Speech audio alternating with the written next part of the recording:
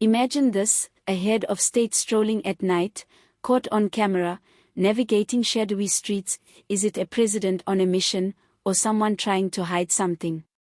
When video footage emerged showing President Cyril Ramaphosa outside the Santan home of Hangwani Momila, the speculation exploded. Some saw it as proof of clandestine meetings, others as a harmless coincidence, and now South Africa is watching every frame, every pixel, demanding answers. If you crave drama, intrigue, and truth-seeking, stick around, and don't forget to hit subscribe. This story is far from over. The controversy centers on a video showing Ramaphosa outside Momila's Santan home late at night. Momila is not just any neighbor, he is a central figure tied to major legal and political controversies. Ramaphosa's office claimed the footage captures nothing more than a president doing his job.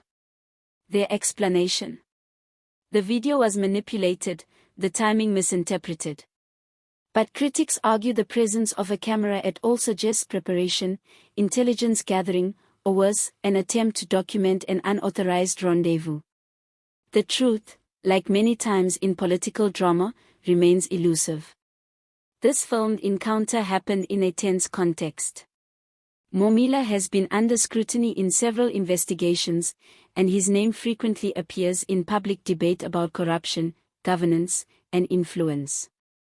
Having the president himself outside his home at night sets alarm bells ringing for opposition parties and activists alike. Was Ramaphosa tracking him? Consulting with him?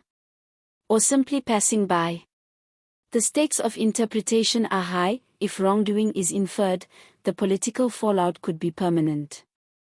The so-called Farmgate scandal looms in the background of all this. Ramaphosa was accused of hiding large amounts of foreign currency in furniture at his Fela game farm, stolen in 2020.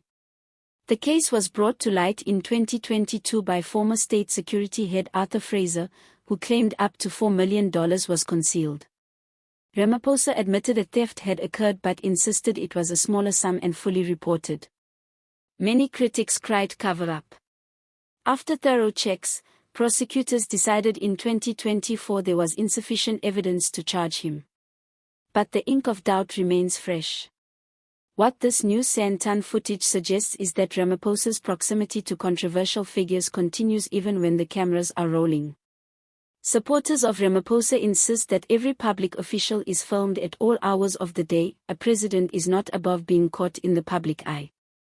Some argue the visit was unscheduled, unplanned, and harmless.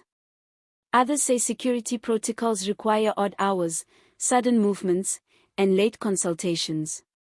But opponents counter that political elites always have explanations for anything.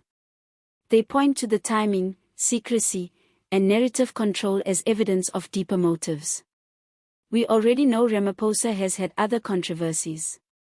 His policies, alliances, international dealings, and internal party battles make him a lightning rod. Some of his detractors trace his troubles to his handling of gifts, donors linked to Bosesa, a corrupt contracting company, and allegations from some critics that he misled Parliament about campaign funds. They argue that once you suspect dishonesty in one corner, you begin to connect dots in other corners too. But before we indict, remember, surveillance footage, leaks, and camera angles can betray even the innocent. Lighting, timestamps, edits, missing context, all can distort truth. What the public sees is really the whole story.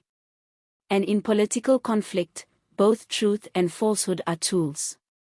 As the Santan drama unfolds, expect legal teams, forensics experts, and political strategists to fight for narrative control.